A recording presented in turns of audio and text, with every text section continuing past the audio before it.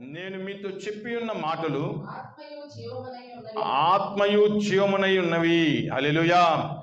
ఆత్మ జీవింప చేయుచున్నది. హల్లెలూయా. మనల్ని జీవింప చేసేది ఏంది? ఆత్మ. అంటే దేవుని ఆత్మ మనల్ని ఏం చేస్తుంది? జీవింప చేస్తుంది. శరీరము కేవలము నిష్ప్రయోజనమే. నేను మీతో చెప్పి ఉన్న మాటలు ఆత్మయు జీవమునై ఉన్నాయి. దేవుని మాటలు ఏమై ఉన్నాయంట?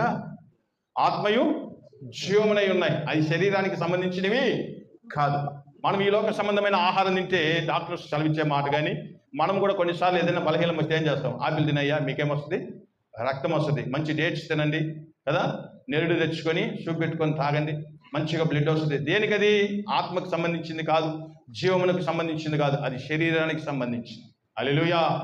జీవము సంపూర్ణముగాను నిత్య జీవం కలదుగా నీలో కలిసి ఉండాలంటే దేవుడు నీకు అనుగ్రహించిన ఆత్మను బలపరుచుకునే ఆహారాన్ని నువ్వు తినాలి. ఏ ఆహారం తినాలి? ఆత్మను బలపరిచే ఆత్మ. నిన్ను జీవింపచేయదగిన ఆహారం ఏదనగా ప్రభువైన యేసుక్రీస్తు ప్రభు వారి యొక్క శరీరం, ఆయన యొక్క మాటలు, ఆయన యొక్క సందేశం, ఆయన మనకు అనుగ్రహించిన స్వార్థను మనం నిత్యము ధ్యానించేవారిగా మనం ఉన్నట్లయితే దేవాతి దేవుడు మన పక్షములో నిలిచిన వాడై ఉంటాడు. మనము ఆయన పక్షములో నిలిచిన వారమై ఉంటామని దేవుని వాక్యము సెలవు.